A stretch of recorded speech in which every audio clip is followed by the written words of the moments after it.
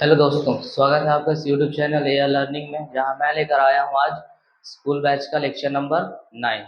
अभी तक हम जो है पिछले लेक्चर में फ्रैक्शन पढ़ रहे थे। फ्रैक्शन में मैंने बहुत सारे रूल्स बताए, फ्रैक्शन को कैसे ऐड करते हैं, सब्ट्रैक्ट करते हैं, मिक्स फ्रैक्शन को कैसे सॉल्व करते हैं। तो उसी के बेस पे आज जो है हम आगे कंटिन्यू करेंगे। पिछले बार जो मैंने बताया कि किस तरीके से ऐड करते हैं, किस तरीके से सब्ट्रैक्ट करते हैं, और जो है आज हम अलग सवाल देखेंगे। जैसे कि ध्यान से देखना, जरूरी नहीं कि कभी कभी जो है इस तरीके से सवाल लिखा रहे।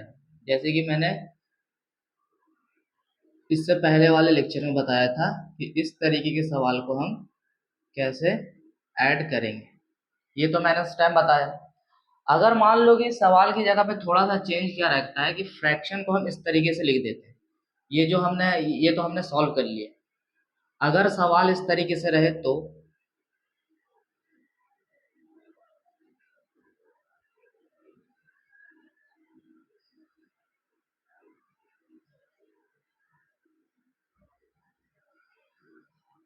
सवाल इस तरीके से भी रह सकता है, ये भी फ्रैक्शन का ऐड और सब्ट्रैक्ट है।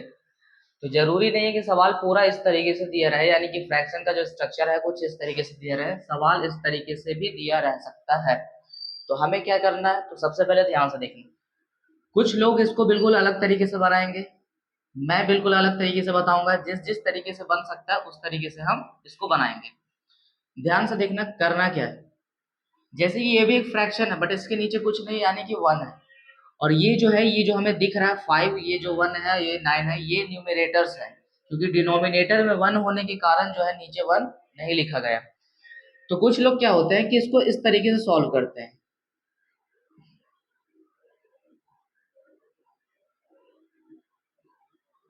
जो इस फॉर्म में दिख रहा था उसको क्या किया उन्होंने, एक साथ लिख दिया। उसके बाद जो इस फॉर्म में दिख रहा था उनको एक साथ लिख दिया। अब क्या किया गया कि 2 अपॉन में 4 प्लस 1 अपॉन में 2 प्लस 3 अपॉन में 2, और क्या किया गया, इनको उन्होंने ऐड किया, -15 आया। जिस तरीके से बन सकता है उस तरीके से मैं बता रहा हूँ। कोई क्या होगा कि इस तरीके का जो स्ट्रक्चर है उनको अलग कर दिया जाएगा, और जो इस तरीके का स्ट्रक्चर है उनको एक साथ करके उनको ऐड और सब्ट्रैक्ट कर दिया जाएगा। तो यहाँ पे सब ऐड हो रहे थे, साइन माइनस का रहेगा क्योंकि माइनस वाले, ये कर दिया गया। अब उसके बाद क्या करेंगे, इसके बाद जो है हम एलसीएम लेंगे। तो मैंने बताया था कि एलसीएम किसका लिया जाता है, जो भी फ्रैक्शन होता है उसका जो डिनोमिनेटर होता है उसका हम एलसीएम लेते हैं। तो इसके नीचे 2 है, 2 है, 2 है, इसके नीचे तो कुछ नहीं है, कुछ नहीं, यानी कि क्या है, 1 है। तो याद रखना कि जब हम डिनोमिनेटर्स का एलसीएम निकालते हैं तो 1 जिसके नीचे होता है तो हम 1 को काउंट नहीं करते हैं, यानी कि जब हम एलसीएम निकालेंगे तो 4 2 2 इन्हीं का एलसीएम निकालेंगे। अब जैसे कि मैंने एलसीएम निकालने के लिए बताया है कि हम एलसीएम किस तरीके से निकालते हैं, अगर हम इसका एलसीएम सॉल्व करेंगे तो हमारा एलसीएम जो है 4 ही आएगा। मैंने पहले ही बता दिया कि एलसीएम कैसे निकालना। तो हमारा एलसीएम जो है 4 आया। अब हम क्या करते हैं, एक एक फ्रैक्शन को ध्यान से देखते हैं। जैसे कि इसका डिनोमिनेटर कितना 4, तो 4 के टेबल में 4 कितने बार में आता है, 1 बार में। उसी 1 को इसके ऊपर वाले से न्यूमरेटर से मल्टीप्लाई करेंगे तो 2 आएगा, प्लस का साइन। 2 के टेबल से 4 कितने बार में आता है, 2 बार में। उसी 2 को 1 से हम मल्टीप्लाई करेंगे तो कितना आएगा, 2 आएगा, प्लस 2 के टेबल में 4 कितने बार में आता है, 2 बार में। उसी 2 को अगर 3 से मल्टीप्लाई करेंगे तो 6 आएगा। अब यहाँ क्या करना है, तो यहाँ ध्यान से देखना, कुछ नहीं है, यानी कि क्या है, 1 है। 1 के टेबल में 4 कितने बार में आता है, 4 बार में। उसी 4 को 15 से मल्टीप्लाई करेंगे तो हमारा 60 आएगा, ठीक है। 1 के टेबल में 4 कितने बार में आता है, 4 बार में। उसी 4 को 15 से मल्टीप्लाई करेंगे तो 60 आएगा, याद रखना। या फिर डायरेक्ट ऐसा समझे कि अगर नहीं समझ में आ रहा है तो जिसके नीचे कुछ डिनोमिनेटर ना हो तो हमारा एलसीएम जितना आया है डायरेक्टली बस उससे मल्टीप्लाई कर देना। यानी कि जो हमारा 4 आया है डायरेक्ट जो है हम 15 से मल्टीप्लाई कर देंगे तो 60 आएगा। डायरेक्ट क्यों करें, क्योंकि ध्यान से देखना, जब इसके नीचे 1 था तो 1 के टेबल में 4 बार में आया, उसी 4 को 15 से हमने मल्टीप्लाई किया। यानी कि चाहे ऐसे करो या वैसे, हम न्यूमरेटर से ही मल्टीप्लाई कर रहे हैं। यहाँ भी क्या है 15 तो एक न्यूमरेटर ही है, तो हमने एलसीएम को जो है डायरेक्ट उससे मल्टीप्लाई कर दिया, तो कोई दिक्कत नहीं। चाहे तो ऐसा समझो कि इसके नीचे एक है, या फिर हम डायरेक्ट मल्टीप्लाई कर देंगे तो हमारा आंसर वही आएगा। फिर हम देखेंगे कि तीनों प्लस में है, तो हमारा आंसर यहाँ पे ये 10 आएगा -60/4। अब जो है यहाँ पे आंसर आएगा 50/4।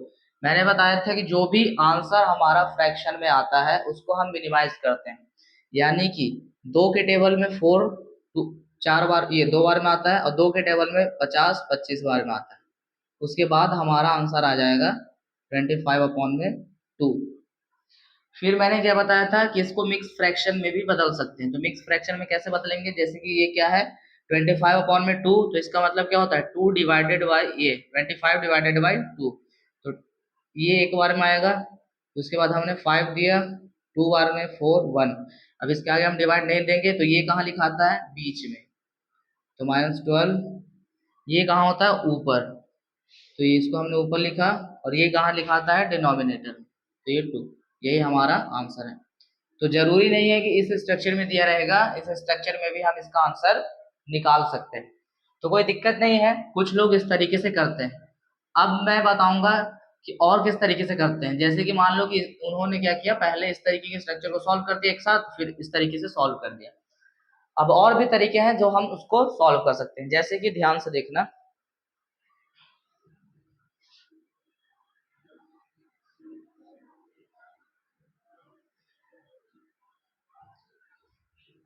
कोई जो है इसको आगे पीछे नहीं करेगा, सीधा सॉल्व करेगा।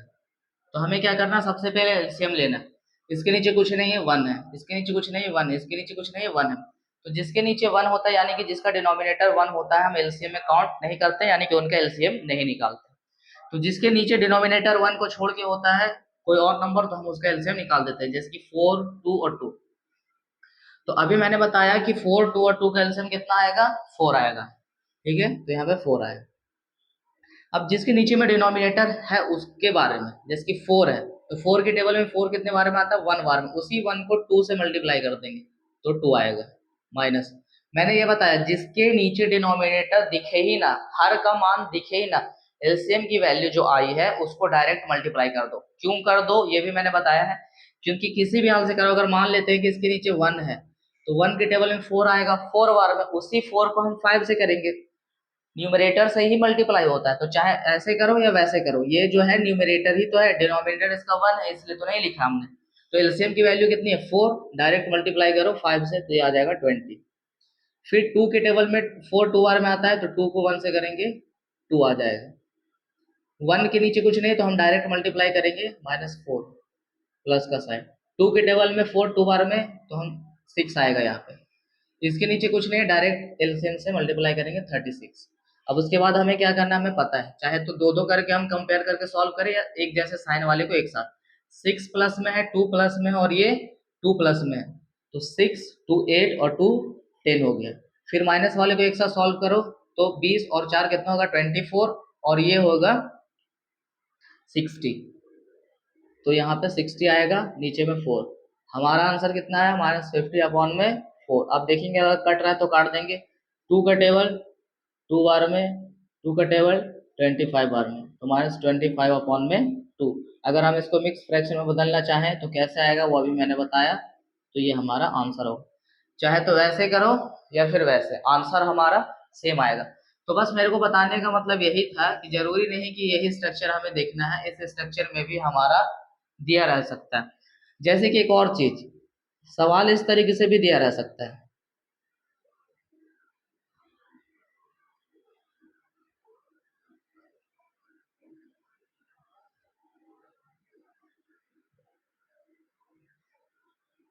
यानी कि स्ट्रक्चर इस तरीके से भी दिया रह सकता है, तो क्या करना है ध्यान से देखना। सबसे पहले क्या करना, मिक्स फ्रैक्शन हटाना। तो यहाँ पे 5 को 2 से मल्टीप्लाई करेंगे, एक जोड़ देंगे 11/में, -9 प्लस 5/2, -1 प्लस 3/2 प्लस 3 -5/2। और उसके बाद क्या करना है, मैंने यहाँ पे बता दिया है कि क्या करना है।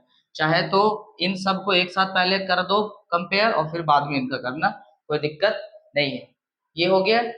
तो इस तरीके से जो है हमारा आंसर आता है। मतलब ये तो हमें पता था पहले से, लेकिन जिसको पता नहीं है, क्या पता इस तरीके के क्वेश्चन को देख के सामने वाला कंफ्यूज हो जाए, तो कंफ्यूज नहीं होना है। जैसे सॉल्व हम करते हैं वैसे ही सॉल्व करेंगे। अगर इस तरीके से दिया रहेगा तो सबसे पहले मिक्स फ्रैक्शन हटाएंगे, फिर इस कंडीशन में आएगा, इस कंडीशन को कैसे सॉल्व करते हो मैंने बता दिया, तो कोई दिक्कत नहीं है। अब जो है हम थोड़ा और नया देखेंगे। अब जो है हम देखेंगे कि कैसे दो फ्रैक्शन को आपस में मल्टीप्लाई करते हैं, किस तरीके से दो फ्रैक्शन को आपस में मल्टीप्लाई किया जाता है। यहाँ पे अभी तक हमने देखा कि कैसे जोड़ते हैं कैसे घटाते हैं। तो सबसे पहले ध्यान से देखना दो फ्रैक्शन को आपस में मल्टीप्लाई कैसे किया जाता है। अगर इस तरीके से दिया रहे,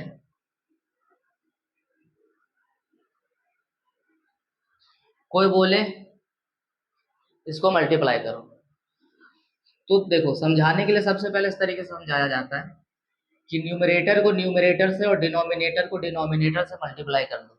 न्यूमरेटर को न्यूमरेटर से, डिनोमिनेटर को डिनोमिनेटर से, यानी कि 5 को 2 से मल्टीप्लाई करेंगे 10, और 10 को 6 से मल्टीप्लाई करेंगे 60। फिर क्या करते हैं, मिनिमाइज करते हैं। तो उसके बाद हम मिनिमाइज करेंगे तो 10 का टेबल पढ़ेंगे एक बार में, 10 का टेबल पढ़ेंगे 6 बार में, तो हमारा आंसर आया 6।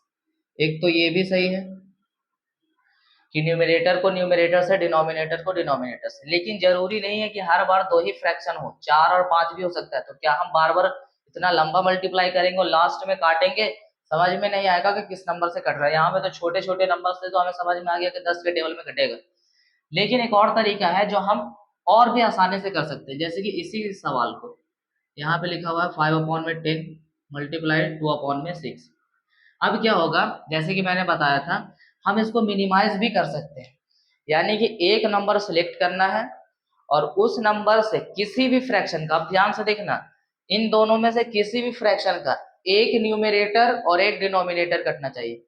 जो नंबर हम सिलेक्ट करेंगे उसी नंबर से जो फ्रैक्शन दिए हुए हैं उनमें से किसी एक का न्यूमरेटर और किसी एक का डिनोमिनेटर कटना चाहिए। इस तरीके से, जैसे कि मान लो कि मैंने 2 सेलेक्ट किया तो 2 के टेबल में 1 बार में आया।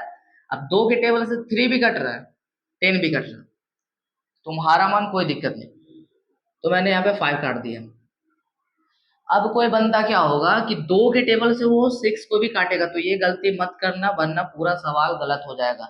याद रखना जो नंबर हमने सिलेक्ट किया है उस नंबर से सिर्फ किसी भी फ्रैक्शन का एक न्यूमरेटर और एक डिनोमिनेटर कटना चाहिए, उसके अलावा कुछ नहीं। जो नंबर हम सिलेक्ट करेंगे उस नंबर से किसी भी फ्रैक्शन का एक डिनोमिनेटर और एक न्यूमरेटर, यानी कि एक अंश और एक हर ही कटना चाहिए, बाकी नहीं। जो नंबर हम सिलेक्ट करते हैं उससे अगर हम किसी भी फ्रैक्शन के दो अंश को और दो हर को काटते हैं तो वो बिल्कुल गलत माना जाता है। जैसे कि मैंने अभी यहाँ किया कि हमने 2 सिलेक्ट किया तो 2 के टेबल में 1 बार में आया, 2 के टेबल में 5 बार में, उसी 2 से मैं अगर 6 को काटूं तो ये बिल्कुल गलत माना जाएगा, तो ऐसा मत करना। तो यहाँ पे हम 6 को नहीं काटेंगे। हाँ, अगर मैं इस तरीके से करता 2 के टेबल में 1 बार में, 2 के टेबल में 3 बार में, तो कोई दिक्कत नहीं, हम इसी फ्रैक्शन को भी कर सकते हैं। लेकिन हम किसी भी फ्रैक्शन यानी कि क्रॉस भी काट सकते हैं ऊपर और नीचे, ठीक है। अब देखो 5 का टेबल सिलेक्ट किया 1 बार में, 5 का टेबल सिलेक्ट किया 1 बार में, ऊपर ध्यान से देखना 1 है और 1 है, यानी कि मैंने क्या बताया, न्यूमरेटर न्यूमरेटर से और डिनोमिनेटर डिनोमिनेटर से मल्टीप्लाई होता है, तो 1 मल्टीप्लाई 1 1 ही होगा और 1 मल्टीप्लाई 6 6 होगा।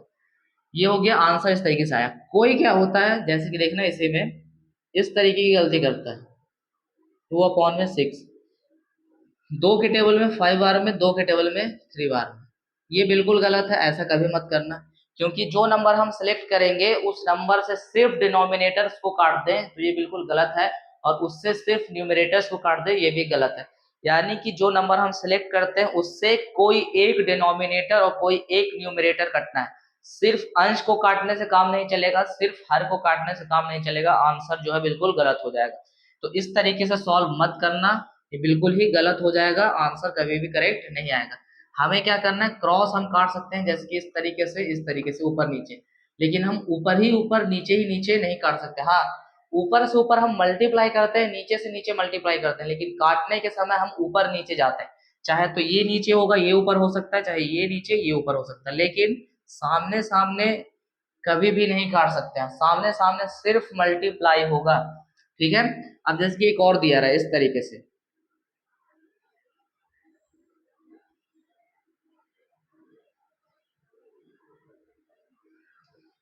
फिर क्या करेंगे, चाहे तो कोई होगा कि पहले सबको मल्टीप्लाई करेगा और लिख देगा फिर मिनिमाइज करेगा, तो इतना मल्टीप्लाई करना हमारे लिए टफ हो जाता है, इसलिए हम सबसे पहले ही मिनिमाइज कर दे तो हमारे लिए बेहतर होगा। कोई भी नंबर सेलेक्ट करो, जैसे कि मैंने 5 सेलेक्ट किए, तो 5 के टेबल में 3 बार में 15 आया, 5 के टेबल में 4 बार में आया। ठीक है, ये हो गया। अब हम उसी नंबर से नहीं काटेंगे, अब हम कोई और नंबर या वही नंबर सेलेक्ट करेंगे लेकिन अब दूसरा काटेंगे। तो 3 मैंने सेलेक्ट किया, 3 के टेबल में 1 बार में, 3 के टेबल में 1 बार में, एक ऊपर एक नीचे हुआ, ऊपर नीचे ही काटना चाहिए।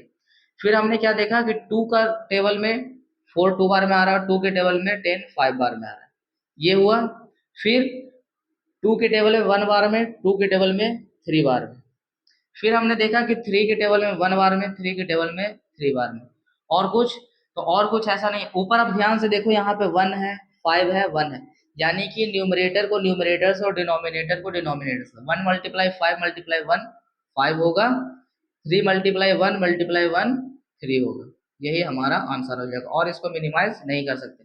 तो फ्रैक्शंस और ज्यादा दिए रह सकते हैं मल्टीप्लाई में, तो उससे कोई दिक्कत नहीं, बस हमें मल्टीप्लाई करना आना चाहिए। हम पहले मिनिमाइज कर देंगे, उसके बाद मल्टीप्लाई करेंगे। इसका भी आंसर जो है मिक्स फ्रैक्शन में हो सकता है, जैसे कि इस तरीके से। ठीक है, इस तरीके से हम इसका आंसर लिख सकते हैं। तो ये मैंने बताया कि कैसे दो फ्रैक्शंस को, दो से ज्यादा फ्रैक्शंस को मल्टीप्लाई करते हैं। अगर किसी ने इस तरीके से लिख दिया, इसको करो, तो इसमें भी कंफ्यूज नहीं होना। मुझे क्या पता है कि 6 अपॉन में 1 है, यानी कि 6 जो है वो न्यूमरेटर है और इसके नीचे जो 1 है वो डिनोमिनेटर है।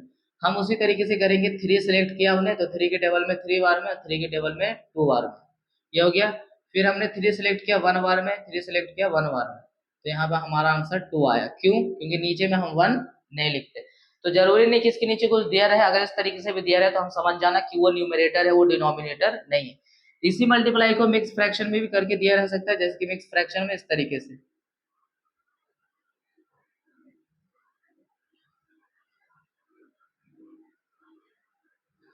तो सबसे पहले हम क्या करेंगे, मिक्स फ्रैक्शन को सॉल्व करेंगे। तो ये आएगा हमारा 11/2 मल्टीप्लाई 7/3 मल्टीप्लाई 23/3, इस तरीके से। उसके बाद क्या करना है हमें पता है। तो इस तरीके से भी दिए रह सकते हैं, इस तरीके से भी, इस तरीके से भी, और इस तरीके से भी। मिक्स फ्रैक्शन में होता है तो हम सबसे पहले मिक्स फ्रैक्शन को ही सॉल्व करते हैं। तो ये जो है सिंपल रूल है, कैसे हम दो फ्रैक्शन को आपस में मल्टीप्लाई करेंगे। काटने का काम क्रॉस हो सकता है, ऊपर नीचे, उसी फ्रैक्शन में ऊपर नीचे, लेकिन नीचे से नीचे, ऊपर से ऊपर सिर्फ मल्टीप्लाई होता है, काटने का काम नहीं होता है। जो फ्रैक्शन, यानी सॉरी, जो नंबर हम सिलेक्ट करते हैं उस नंबर से किसी भी फ्रैक्शन का एक अंश और एक हर जरूर कटना चाहिए। जो नंबर हम सेलेक्ट करते हैं अगर उससे सिर्फ अंश को काटे और सिर्फ हर को, तो ये बिल्कुल जो है गलत होगा। हमें अंश और हर दोनों काटना। हाँ, लेकिन एक बार जो हमने नंबर सेलेक्ट किया उससे सिर्फ एक अंश और एक ही हर कट सकता है। दूसरा अंश और दूसरा हर काटने के लिए हमें दूसरा नंबर या फिर वही नंबर दोबारा सेलेक्ट करना पड़ेगा तब। ठीक है, तो ये तो हुआ कि मल्टीप्लाई का रूल जिस तरीके से दिया रह सकता है उस तरीके से। अब जो क्या है कि मल्टीप्लाई मिक्स भी होते हैं, यानी कि प्लस के और माइनस के साइन के साथ मिक्स भी होते हैं। किस तरीके से मिक्स होते हैं ध्यान से देखना।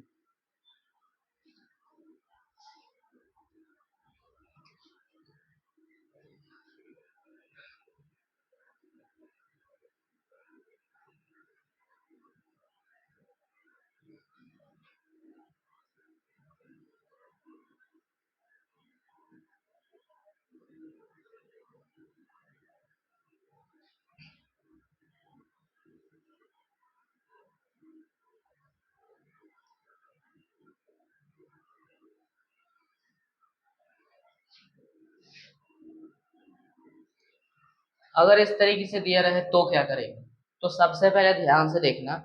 जब प्लस का साइन, माइनस का साइन और मल्टीप्लाई का साइन आपस में मिक्स हो, तो हमारा काम क्या है कि अगर मिक्स फ्रैक्शन हो तो सबसे पहले नेक्स्ट स्टेप में हम मिक्स फ्रैक्शन को सॉल्व करेंगे और उसके बाद मल्टीप्लाई का काम करेंगे। सबसे लास्ट में जो है हम एलसीएम लेके प्लस का और माइनस का काम करेंगे। जैसे कि ध्यान से देखना, यहाँ करना क्या है, हमने क्या देखा, कोई होता है कि जो सवाल में ही ऐसे उस काट देता है, बिल्कुल नहीं करना है, वो गलत माना जाए। आंसर भले ही आ जाए लेकिन रूल उस तरीके से नहीं कहता है। हम पहले जो है सवाल को सही से उतारते हैं। यहाँ पे -5 है, फिर प्लस 1/2 है, मल्टीप्लाई 6। अब यहाँ पे देखो एक मिक्स फ्रैक्शन है तो सबसे पहले उसको सॉल्व करो। 5/2 प्लस ये कितना हो जाएगा 13/2 मल्टीप्लाई 6/13। ये हुआ।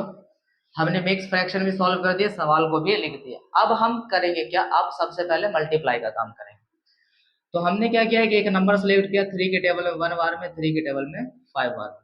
अब तो आगे पीछे ऊपर नीचे कुछ कट नहीं सकता है। यहाँ पे हमने 2 के टेबल में 1 बार में, 2 के टेबल में 3 बार में, हमने इसको काट दिया।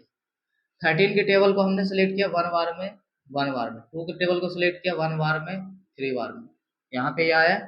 अब उसके बाद क्या करना है कि हम जो करते हैं न्यूमरेटर को न्यूमरेटर से और डिनोमिनेटर को डिनोमिनेटर से। लेकिन एक चीज याद रखना, मल्टीप्लाई करते वक्त हमें साइन का पता जरूर होना चाहिए। ध्यान से देखना कि ये 7/2 प्लस में है और ये 15/3 प्लस में। कैसे? क्योंकि मल्टीप्लाई के साइन से हमें ये नहीं पता चलता है कि कौन सा नंबर प्लस में और माइनस में। मल्टीप्लाई के साइन से ये पता चलता है कि कौन से दो नंबर, कौन से दो फ्रैक्शन आपस में मल्टीप्लाई हो रहे हैं। तो यहाँ मल्टीप्लाई को छोड़ के और कोई साइन नहीं है, यानी कि जो 15/3 है वो भी प्लस में। तो दोनों प्लस वाला था इसलिए प्लस हो गया, तो 35 में यहाँ पे 2 आया। फिर हमने -5 उतारा, फिर यहाँ पे क्या किया 3 ही बचा, +3। फिर यहाँ पे -5 में 2 बचा, और फिर यहाँ पे हमने देखा 3 को मल्टीप्लाई किया तो 3 आया। अब इसके बाद हमें पता है, अभी मैंने पहले बताया कि हम किस तरीके से सॉल्व कर सकते हैं। कोई जो होगा इनको पहले सॉल्व कर देगा, यानी कि 3 और 3 6, 6 आया प्लस में, -5 है यानी कि वो 35/2 लिखेगा और यहाँ पे +1 लिखेगा और -5 में 2 कर देगा। कोई दिक्कत नहीं। 3 और 3 6, और 6 में से 5 घटा दिया उसने तो +1 बचा। अब जो है यहाँ पे ध्यान से देखना, अब एलसीएम लेना है।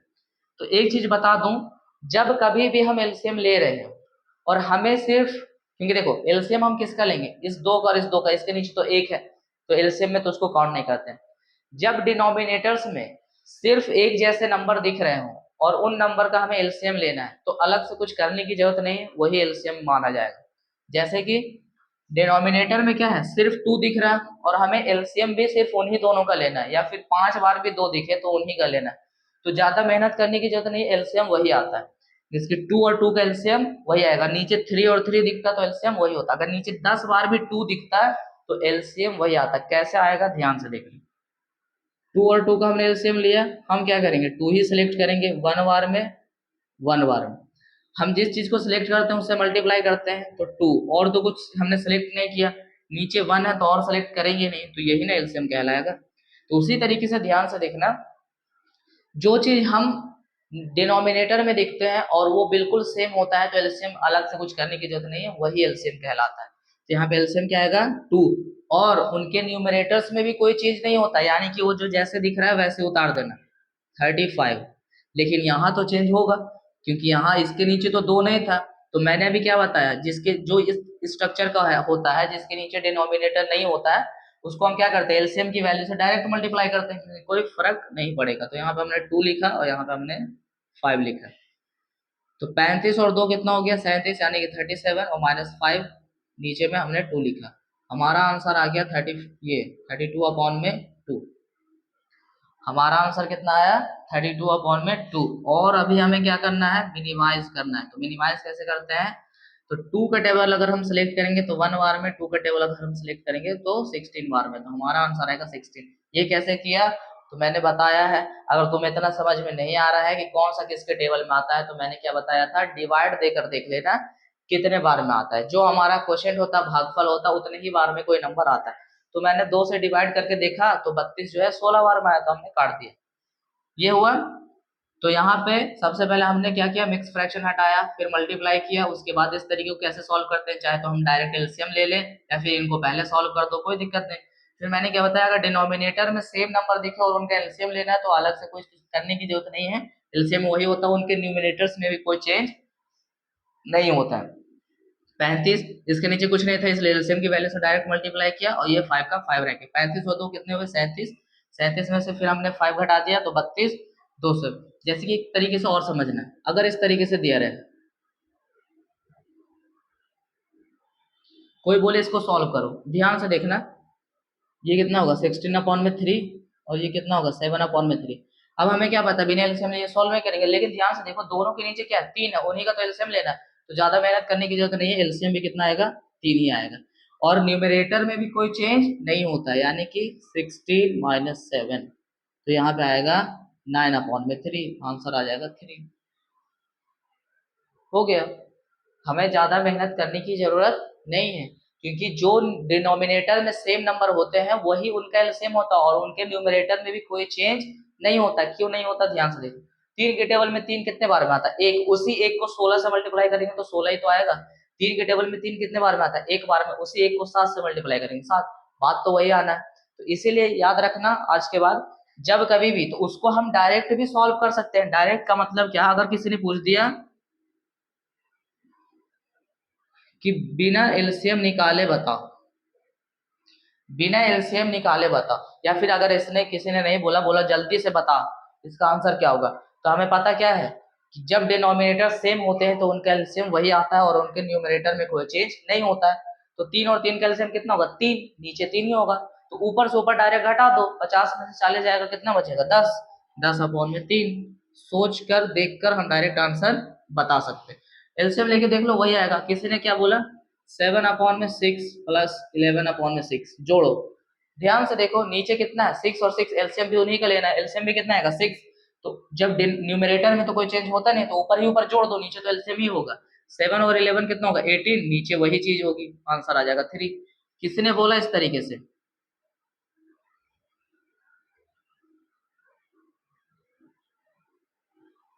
सॉल्व करो। नीचे तो सिर्फ 3 है, क्या दिक्कत है? जब सिर्फ 3 है तो एलसीएम में तो 3 आएगा। न्यूमरेटर में कोई चेंज होता नहीं है। 7 प्लस में है, ये प्लस में है, माइनस में है, प्लस में है, माइनस में। प्लस वाला पहले जोड़ो, 7 और 5 12, ठीक है। और माइनस माइनस वाला भी जुटेगा, 9 और 1 10, तो 12 में से 10 गया 2, और 2 किस में बचेगा? प्लस में। तो यहाँ पर आंसर आ जाएगा 2/3। हो गया। क्योंकि ध्यान से देखना, एलसीएम तो 3 ही आना था, ये प्लस में था, माइनस में था, प्लस में था, माइनस में था, तो न्यूमरेटर में तो कोई चेंज होगा नहीं। तो 7 प्लस में और 5 प्लस में, तो +12 हो गया। और ये -1 और -9, -10 हो गया। +12 -10 +2 बचा, नीचे में तो 3 आना ही है, इस तरीके से। तो ऐसा तब करेंगे जब डिनोमिनेटर सेम हो और उनका एलसीएम भी तो वही आता है, तब हम करेंगे। लेकिन जरूरी नहीं कि हर बार ऐसे दिया रहे। कभी कभी जो है सवाल को हल्का कर दिया जाता है और जल्दी आंसर निकालने के लिए बच्चों से पूछा जाता है। तो बस हमें याद रखना कि डिनोमिनेटर अगर सेम है तो हम इस तरीके से करेंगे।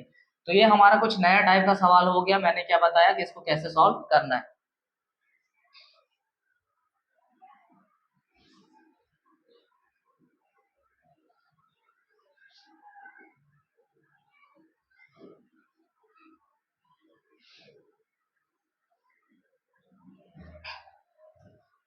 हाँ, तो आज मैंने बताया कि कैसे दो फ्रैक्शन को आपस में हम मल्टीप्लाई करते हैं। मिक्स फ्रैक्शन भी हो सकता है मल्टीप्लाई में। फिर मैंने बताया जोड़ने और घटाने में जो है, जो सवाल दिए रहते हैं फ्रैक्शन के, उनका स्ट्रक्चर थोड़ा सा अलग हो सकता है। फिर मैंने बताया कि एलसीएम हम डायरेक्ट कैसे निकाल सकते हैं जब डिनोमिनेटर सेम हो। तो सबसे इंपॉर्टेंट चीज मैंने काटने के लिए बताया कि हमेशा नंबर को जब सिलेक्ट करना, तो जो मल्टीप्लाई में फ्रैक्शंस हैं पहले उनको काटना है, और सिर्फ हर को और सिर्फ अंश को काट कर नहीं रह सकते, अंश और हर दोनों काटना है। जरूरी नहीं है कि उसी फ्रैक्शन में कटे, क्रॉस कट सकता है। मान लो कि पहले फ्रैक्शन का अंश कटा तो बाद वाले फ्रैक्शन का हर कटेगा, ऐसा हो सकता है। लेकिन सिर्फ अंश और सिर्फ अंश आपस में मल्टीप्लाई हो सकते हैं, कट नहीं सकते। यानी कि न्यूमरेटर न्यूमरेटर से मल्टीप्लाई होता है, डिनोमिनेटर डिनोमिनेटर से मल्टीप्लाई होता है, इसके बाद कुछ नहीं होता। हम मल्टीप्लाई करता हूँ, जब हमारा प्लस का साइन, माइनस का साइन और मल्टीप्लाई का साइन आपस में मिक्स होता है, तो सबसे पहले हम क्या करते हैं, सवाल के नेक्स्ट स्टेप में हम सबसे पहले मल्टीप्लाई का काम करते हैं, उनको मिनिमाइज करते हैं, उनकी वैल्यू निकालते हैं, तब जाकर हम एलसीएम निकालने के बाद उनको जोड़ने और घटाने का काम करते हैं। तो आज की वीडियो में इतना ही, मिलते हैं अगली वीडियो में। Thank you.